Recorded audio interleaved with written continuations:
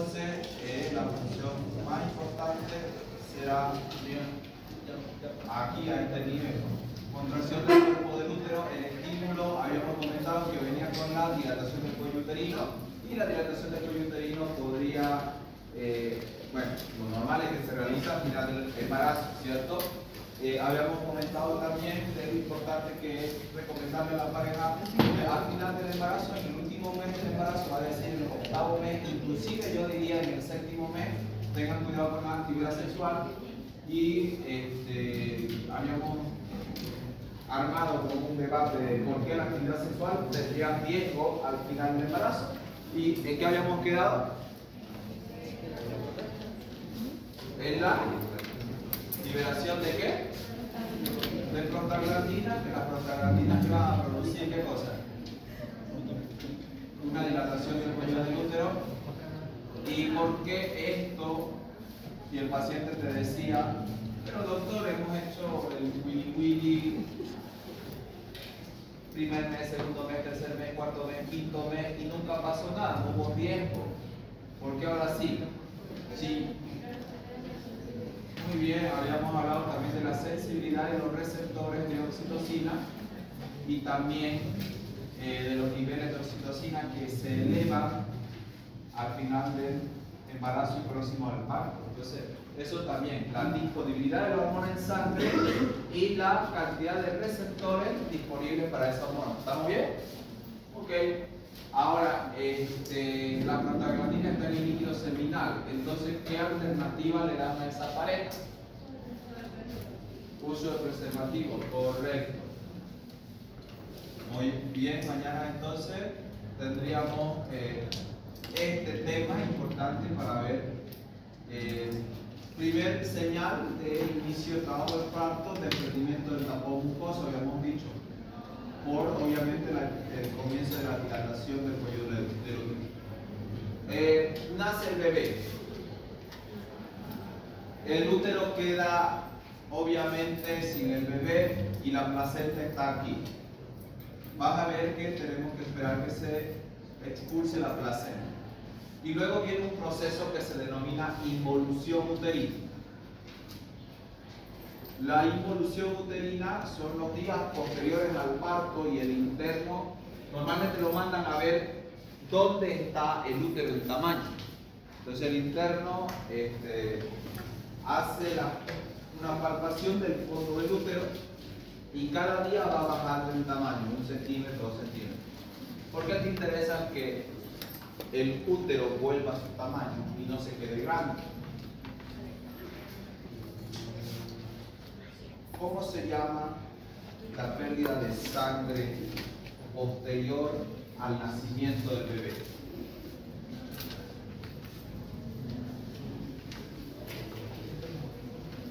Bloqueos. Los bloqueos es el sangrado que va a experimentar la mamá posterior al trabajo de parto en esos días en los cuales tiene que ver cómo se encuentra la herida. ¿Qué herida? El trabajo de parto normal.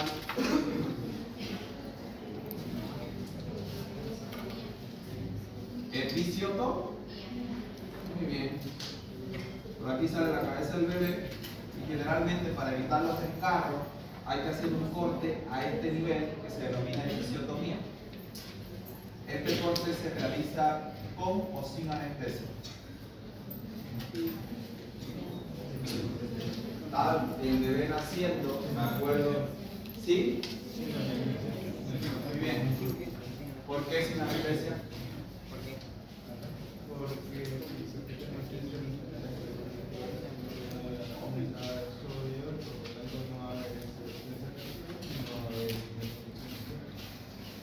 interesante, solo que la anestesia en el labio generalmente no tiene muchas contracciones a nivel del trabajo del parto. En realidad es porque un principio básico de que los estímulos dolorosos registrados conscientemente de acuerdo al estímulo más intensos va a inhibir a los menos intensos. Y el trabajo de parto es el segundo dolor más intenso que puede experimentar un ser humano. Bueno, el hombre nunca lo va a experimentar. El primero es el cáncer en los huesos. Después viene el dolor del trabajo de parto. Gracias a Dios no dura mucho. Cuando hacen el corte aquí, se aseguran que no haya un desgarro mayor. Preferible un corte planificado que un desgarro no planificado. Este corte no le duele a la madre, vamos a decir, lo va a sentir. Es probable que en algún momento diga, ay, pero hay que saber cuándo hacer el corte. ¿Qué opina usted de ese corte? La he visto hacer señales de dolor. ¿Qué opina del corte? Sí. En ese rato no dice nada. ¿Usted ha podido experimentar algo de cerca? ¿Alguien, alguna teniendo parto? ¿Usted? Y un pinchazo, pero no sabía que le estaban cortando la vagina. No es la vagina, es el labio mayor. Muy bien. El momento en el cual tienes que hacer el corte es el momento en el cual viene la contracción. La contracción es lo doloroso y ella está pujando y la cabeza del bebé ya está coronando, ya está saliendo. Entonces es en ese momento, sale la cabeza del bebé y ahí te corta cuando ella está gritando. ¿Por qué? Porque no es que todo el tiempo está gritando del trabajo de parto. Hay momentos en los cuales ella va a pujar, va a sentir el dolor y va a decir ¡sáquelo! Y después pasa la contracción, porque ella no controla la contracción del útero. El útero se contrae a su propio ritmo de acuerdo a los niveles de oxitocina liberados. Se eleva el nivel de oxitocina a nivel del flujo sanguíneo del útero y entonces el útero agarra la oxitocina y se contrae. Y es una contracción que dura unos segundos. Viene la contracción. Ya, doctor, me duele. Muy bien, ahora puje. Es en ese dolor que ella tiene que empujar. Y si algunas personas se cagan en medio del puje, entonces ¿qué es lo que uno tiene que hacer? Uno tiene que cuidar que obviamente por acá está el esfínter anal, relajado obviamente tanto pujar, por eso se le pone enema a la paciente para limpiar todo lo que es el recto y que no tenga esas fecales y el trabajo de parto pues eso te vaya a perjudicar. Pero muchos pacientes llegan en trabajo de parto activo, ya están con más de 4, están con 6, con 7 de dilatación, 7 centímetros de dilatación. Entonces pasan directo al trabajo de parto, no hay tiempo de preparar a la paciente, entonces lo que tú tienes que hacer es cubrir esta zona con un paño. ¿Para qué? Para que no se contamine el bebé con las heces fecales. Literalmente lo cagan al bebé. Esto cae en una vasija y sigue el trabajo de parto. Cuando ella está, por ejemplo, si ella está relajada, no viene la contracción uterina porque la oxitocina no se liberada, ella está relajada, ahí no la agarra el corte. Le toca, ¡ay, doctor! No le haces ahí el corte. El corte lo haces cuando esté en contracción y está buscando y la cabeza está saliendo. Tú tienes que preparar este canal vaginal externo. No te preocupes del interno, ni siquiera de los 2/3 inferiores de la vagina, porque ya está dilatada. De lo que tenés que preocuparte es de los labios mayores y menores. Entonces, haces con tus 2 dedos, haces el paso para que el bebé pueda ir saliendo. El bebé ya está la cabeza saliendo, es ahí donde tienes que hacer el corte. Si no haces el corte, corres 2 riesgos. Primero, que pierdas la oportunidad de la salida del bebé porque se puede volver a entrar, o segundo, un desgarro. Hacer el corte, pero hay que saber que el corte generalmente en las primíparas es necesario, pero en las multíparas muchas veces no. Depende mucho, porque la amplitud y la distensibilidad puede ayudar a que no haya descarga. Gracias a Dios, la primera paciente que yo atendí era multípara. Había tenido 7 hijos anteriores. Este ya era su octavo. Ella me enseñó más bien a atenderla. Yo estaba con nerviosismo natural, gracias a Dios, donde yo hice la rotación de ginecólogos no había residentes, entonces los internos lo hacíamos todo. Y lo ideal es que antes de salir médico ya hubieras atendido trabajo de parto, ya hubieras atendido parto, hubieras tenido experiencia de cesárea, porque en provincia te toca atender solo. No es muy complicado, no lo es, no es muy complicado, pero sí necesitas la experiencia y sí necesitas que alguien esté ahí contigo. Entonces me acuerdo que el bebé iba saliendo, yo la notaba a la señora que llegó con 5 o 6 y yo dije, bueno, va a tardar 1 hora cada centímetro, y obviamente la auxiliar de enfermería que tenía varios años ahí atendiendo nos dijo, no se confíe doctor, porque cuando son multíparas la evolución es más rápida, lo más probable es que en 1 hora ya esté en 8. Entonces, ¿por qué? Porque hay mayor sensibilidad, mayor distensibilidad, es decir, su cuerpo está mejor preparado para el trabajo de parto, entonces menos tiempo, y casualmente en 1 hora ya estaba el trabajo de parto. Yo dije, a ver en qué rato corto, y me había dicho siempre mi jefe, si ves que hay buena distensibilidad, no cortes, más si es multípara, tal vez no necesites aguantar, uno haciendo el aguante a los labios mayores, o sea, aguante el labio mayor, que no se me desgarre nada, y saliendo, yo dentro de mi cabeza parecía que mi paciente me decía en ese rato, no se preocupe doctor, yo lo hago. Que parecía que lo iba a sacar así, pero salió hermoso, o sea, salió el bebé, hice la maniobra, lo saqué tranquilo, o sea, la mamá, rapidísimo y sin desgarro, entonces salió bien, a neonato el bebé, asegurar bien aquello y poner oxitocina. Ni bien nace el bebé, oxitocina. ¿Por qué se pone oxitocina ni bien nace el bebé? Ayuda a expulsar la placenta, hay que hacer un masaje y ya va a salir la placenta. Detalle, depende mucho de la placenta, dónde está la inserción. Hay algunas placentas que aquí acumulan sangre. O sea, si sale el bebé y no sale nada de sangre, la placenta ahí está quieta, parece ser que no se quiere salir. Hay que tener cuidado, porque esas placentas son explosivas, literalmente. Me acuerdo que el jefe, yo ya lo había prestado atención a aquello, y ahí la paciente no era mi parto, era el parto de mi compañero.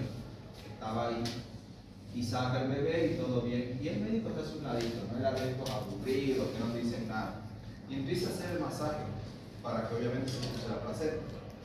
Y mi compañero no se movió. Y yo ya había escuchado. Posterior a un parto que no salga nada de sangre y la placenta no bote nada, ojo al piojo, porque puede ser que esa placenta salga con fuerza y toda la sangre que está acumulada en la parte posterior va a salir. Y el médico de maloso, él podría decir, bueno, traigan mule, vamos a cubrir esto, esto va a salir con fuerza, apartando. No pidió hule, no le dijo al interno que esa parte, el interno era así.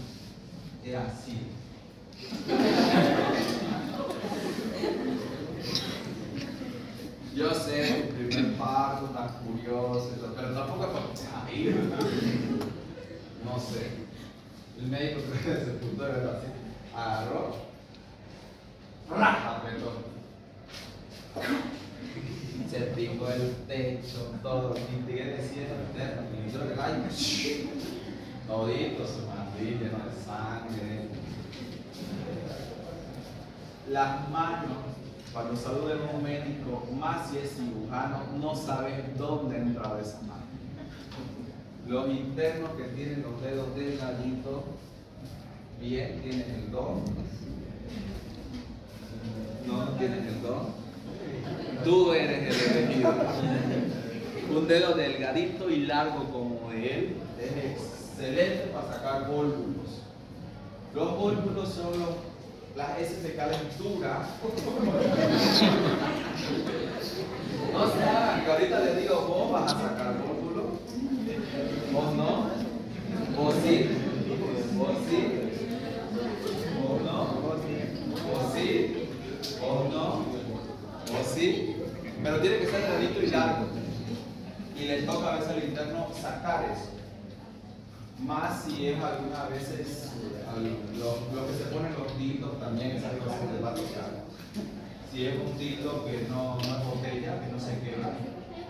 Las personas que tienen preferencias sexuales diferentes, ¿no? Bien, sigamos con esto. Pregunta de examen: ¿por qué le ponen oxitocina después del trabajo de parto?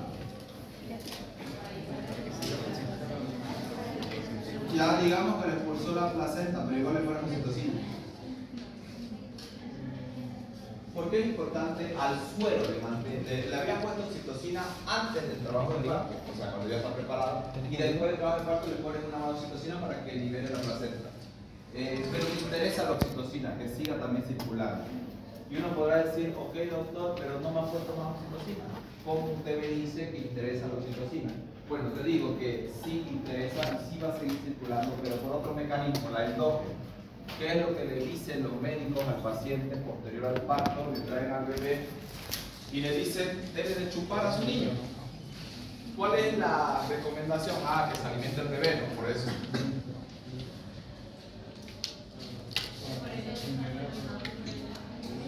Muy bien.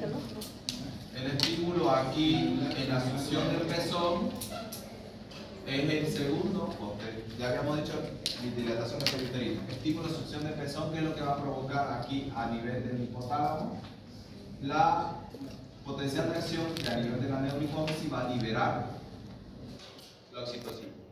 Por si acaso, no quiero que crean que cuando el bebé succionó el pezón recién se estaba creando la oxitocina. Ya habíamos visto que las hormonas proteicas se crean en su momento y después se almacenan y se guardan. Los estímulos que lleguen a la célula que las va a liberar son los que van a hacer que se libere, que se movilice una neurohormona ya creada. Cuando el bebé succiona el pezón, se libera oxitocina y la oxitocina viene aquí a la contracción de los conductos galactóforos para la eyección de leche, segunda función. Primera, contracción del cuerpo del útero; segunda, eyección de leche.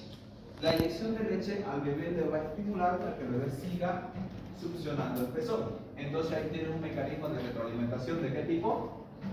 ¿Positivo o negativo? Positivo. Cuando el estímulo, en vez de cortar la respuesta, la sigue alimentando positivamente. Chupo, libera leche, me estimulo más, sigo chupando, libera más leche. ¿Entiendes? Muy bien. Ahora, pero esa oxitocina, teniendo los receptores sensibles del útero, va a venir hasta el útero y va a provocar la contracción. Importante para este proceso de involución uterina. ¿Cuál es el problema de un útero que no vuelve a su tamaño o que tarda en hacer involución? ¿Qué creen que le va a pasar a esa madre que su útero no vuelve al tamaño de manera rápida? ¿Qué puede pasar? Mi papá me cuenta que su mamá, o sea, mi abuela, falleció posterior a su parto. ¿Usted tiene impresiones? Algo más común que eso le cuento.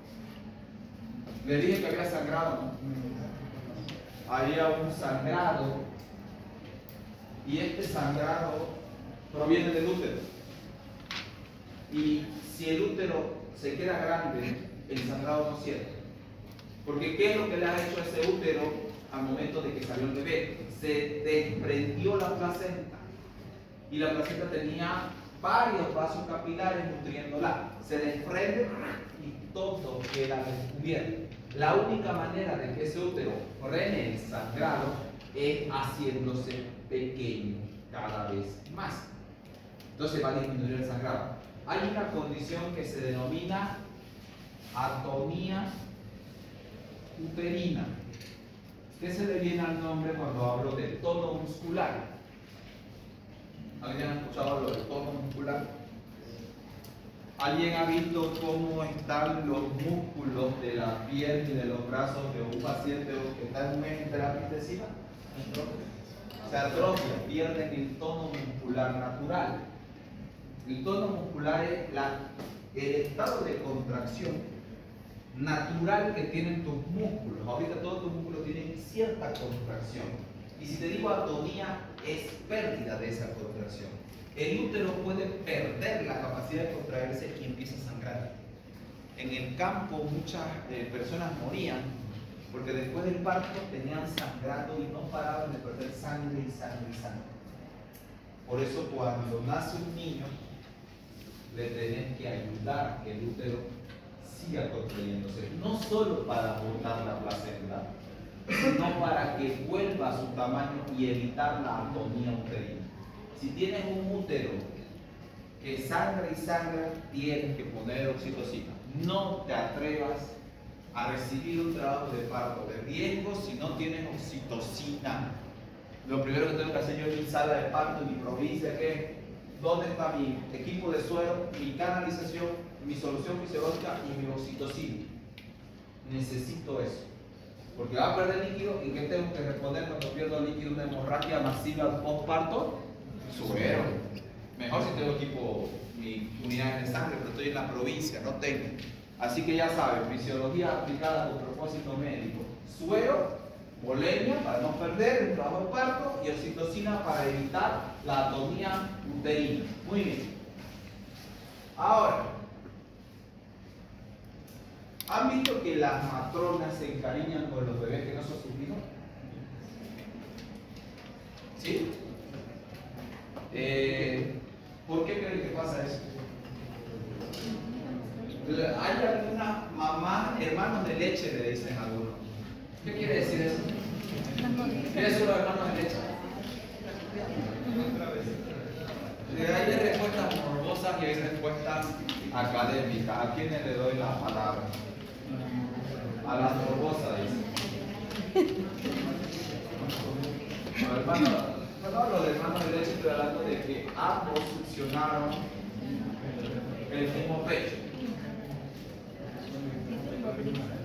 Entonces hay madres que no les pueden dar de tomar leche a sus niños y les tienen que dar una matrona. Entonces una matrona que tenía hijos, que también tiene leche en sus pechos, le da. Y ahí se crea un vínculo del niño con esa madre, aunque no sea un vínculo genético y de sangre, hay un vínculo hormonal. ¿Por qué? Porque el niño, ¿qué es lo que más hay en los primeros momentos de nacido? Oxitocina en el trabajo de parto. Por eso es el primer contacto de la madre con su hijo, pregunta del examen. ¿Por qué el primer contacto de la madre con su hijo posterior al nacimiento y que el niño tome leche es importante? Por dos motivos. Primero, para succionar el calostro. El calostro es el primer el líquido, la primera leche que la madre imprimí para dar y que tiene alto contenido de anticuerpos, inmunoglobulinas, sobre todo la E, importantísima. Pero también genera hormona, oxitocina entre ellas, que va a crear en el cerebro del bebé, porque le estamos pasando, el vínculo hacia la madre y en la madre el vínculo hacia el hijo. Se dice que la oxitocina a nivel del cerebro tiene receptores y estos receptores afectan porque están sensibles. ¿Has visto las gatas? ¿Cómo se ponen las gatas antes de parir? Cariñosas. Porque las gatas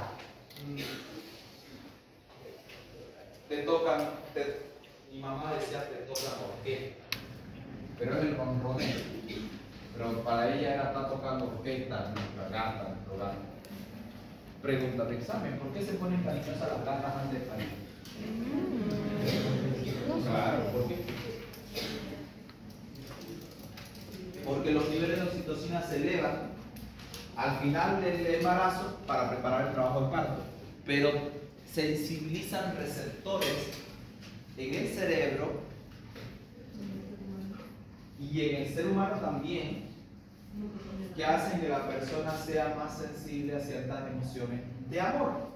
O sea, el amor en gran medida está determinado por los niveles de opción A, por los niveles de oxitocina, opción B, por la cantidad de receptores del cerebro, opción C, por la cantidad de receptores en el cerebro sensibilizados a la oxitocina.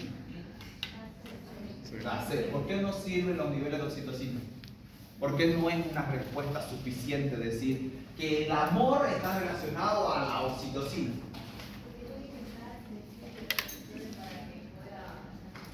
Muy bien, o sea que si yo le pongo oxitocina a una chica que quiero que se enamore de mí, se enamora automáticamente porque le puse oxitocina en la sangre. No. Pero va a ir al cerebro. No. Es hablando lento. Bien. ¿Qué le hablo? ¿Qué le hablo a ella? ¿Qué le puede decir? Va por ahí. Eso. Buena respuesta. Porque cuando estás enamorando, cuando estás hablando de alguien, cuando estás creando un vínculo, estás creando algo. No solamente estás liberando oxitocina en ciertas situaciones, sino que estás asociando.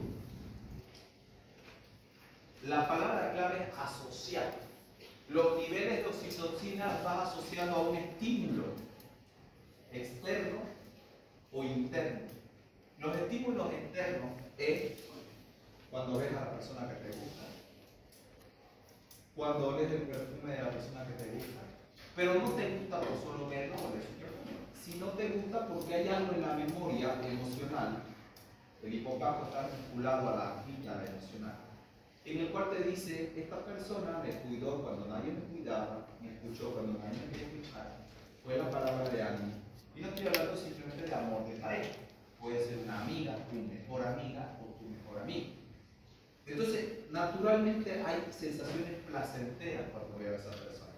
Los niveles de dopamina y de oxitocina se elevan, pero cuando está el estímulo correcto, que es la persona amada, y se estimulan los receptores a nivel del cerebro.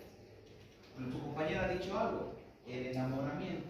¿Sabías que la sensibilidad de los receptores es la clave? Y el enamoramiento de 3 a 6 meses es clave. Por eso, cuando, por ejemplo, los que son acelerados en el proceso de enamoramiento te dicen: ¿sabes qué? Me llamaste la atención, me gusta, te invito a salir y todo eso. Y dale, aceptas la invitada a salir y todo bien, y de pronto se te declara porque te gusta y todo eso. Ok, te puedes sentir halagado. ¿Por qué? Porque a todo el mundo nos gusta sentirnos halagados que le atraemos a algo. Pero no va a haber un vínculo cercano con esa persona porque esa persona todavía no ha sensibilizado tus niveles de oxitocina. Lo sensibilizará en el camino, obviamente, ya dependerá de qué es lo que viva. Lo mismo pasa con la madre. La madre ya está sensibilizada. ¿Por qué? Porque en el trabajo de parto estuvo liberando oxitocina al final del trabajo de parto. Y los receptores están sensibles. La edad de chocar al bebé se libera oxitocina porque obviamente hay un estímulo sobre el pezón, y esta oxitocina viene a traer al cerebro y hace que se encariñe más con esa cría. Véanlo en los animales. Los gatos, mientras les sigan dando de chupar a sus crías, van a seguir liberando oxitocina y los van a querer. Los destetan, ya no le dan de chupar porque el gato ya tiene diente y le muerde el pezón a la mamá. Ya la mamá disminuye los niveles de oxitocina y ya le pega cuando lo desteta. Depende mucho de eso.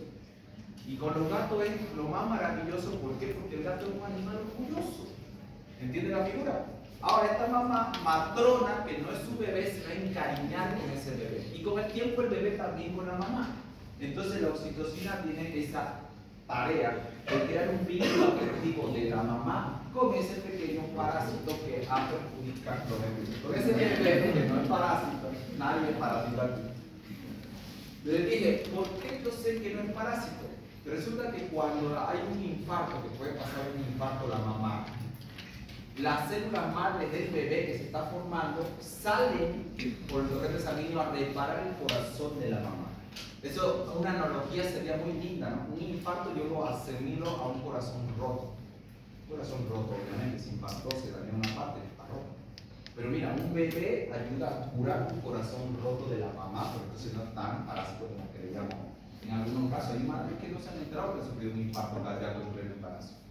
Entonces, mi mamá decía: todo lo que se hace con amor sale bien. Y eso aplica para todo. Para la comida, porque cocina tan rico, mamá, le dice: porque lo hago con amor. O sea, cuando voy a hacer las cosas con amor, van a salir bien. Ahora, la oxitocina entonces ya la tenemos en 3: parto, lactancia, apego Y falta una. Orgasmo. ¿Por qué es importante hablar del orgasmo aquí? O lo saltamos. ¿Cuántos de aquí van a tener un parto el día? ¿Qué es lo más próximo que van a tener? ¿Un parto? No, estas 4 opciones. Hay 4 opciones. No, el examen no está en orden. ¿Qué es lo más próximo que vas a tener en estas 4 opciones? Un parto. Que te succionen el pezón y te saquen leche. Eso todavía no. La otra opción es que crees un vínculo afectivo con un bebé o con una persona. Puede ser que ya tiene un vínculo con alguna persona que quiere mucho. O que tengas un orgasmo. Lo más probable es que lo del vínculo. Porque por más que tengan sexo, no necesariamente va a significar que van a tener un orgasmo. El número de personas, mujeres, que no experimentan orgasmo es altísimo, específicamente en su primera relación sexual.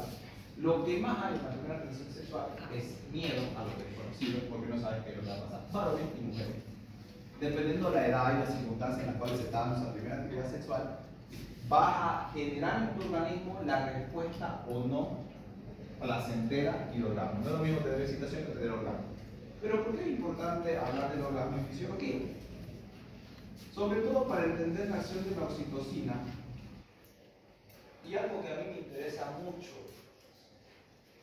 el vínculo que se tiene que crear para que la oxitocina tenga una respuesta en el orgasmo. ¿Cuál es la respuesta de los orgasmos?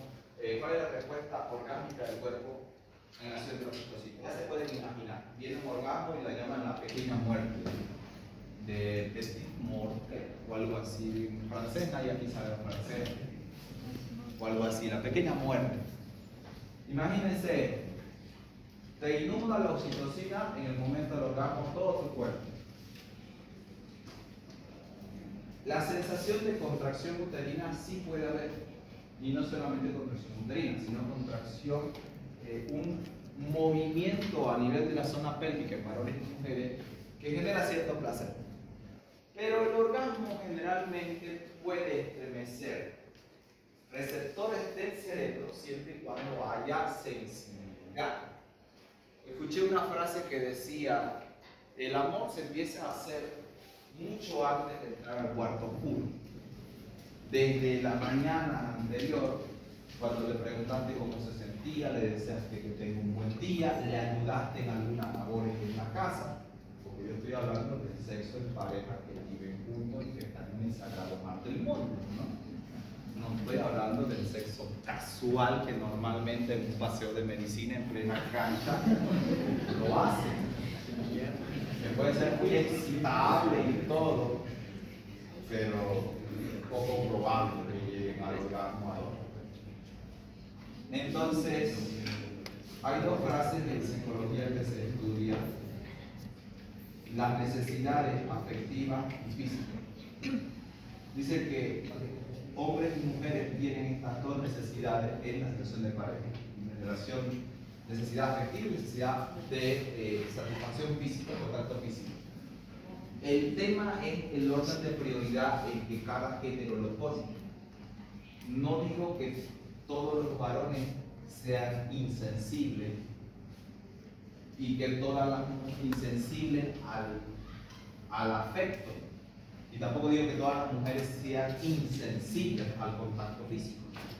Pero generalmente, esto es teoría psicológica, como en fisiología no lo podemos poner como tal. En la ciencia no lo ponemos como tal, en psicología puede ser. Las mujeres generalmente tienen que cubrir primero las necesidades afectivas para luego empezar a despertar alguna necesidad física. Y en el varón, por lo general, el varón es más visual y puede presentar una necesidad de excitación física y después verse en la necesidad de cubrir alguna necesidad afectiva. Por eso en el habla popular algunas veces decían: ay amiga, si vos te manipulan, esto a las adolescentes, aunque no sé si los jóvenes ya no tanto. ¿Por qué los adolescentes? Porque los adolescentes todavía no tienen la corteza prefrontal completamente madura. Esa es la que te ayuda a tomar decisiones por encima de tu placer, por encima de tus emociones. Cuando tienes una emoción muy fuerte de cualquier tipo, es esta la corteza que va a frenar que tu cerebro no se detenga en esas emociones. Te llega un paciente traumático, cortada la pierna, botando sangre, te pones nervioso, será esta corteza la que te haga decir, tranquilo, vamos a hacer lo que aprendimos en fisiología y en emergencia y todo eso. Vamos a hacer primero tapar la pérdida de sangre, voy a suturar esto, pongan vía, por favor, pónganmela, sangre o si no suelo fisiológico a chorro, es decir, te hace actuar. Quien no controla su corteza prefrontal está pasible a las emociones de nerviosismo, ansiedad, inclusive de amor. Porque a veces cuando uno es demasiado joven y adolescente, cualquier situación de placer puede hacer que postergue su responsabilidad. Por ejemplo, tengo una situación de placer con mi novio o novia, pero sé que está en su día fértil y no tengo preservativo. Ahí se ve la posibilidad de la persona de decir, lo voy a postergar este placer para ser responsable de que no es el momento. Inclusive en el mismo control de eyaculación, porque el varón tiene que entrenar su eyaculación. Si no entrena sus músculos isquiopélvicos, no sabe controlar su eyaculación, la testosterona va a ser estrago. En 3 minutos, chao, se acabó. Hizo tanto escándalo para llevarte a ese lugar y en 3 minutitos acabó. O sea, y la persona queda ahí como que tanto lío para nada más. Entonces el varón tiene que saber controlar su eyaculación, tiene que conocer su cuerpo igual que conocer el cuerpo de su pareja. Pero el tema es que algunos ni eso controlan.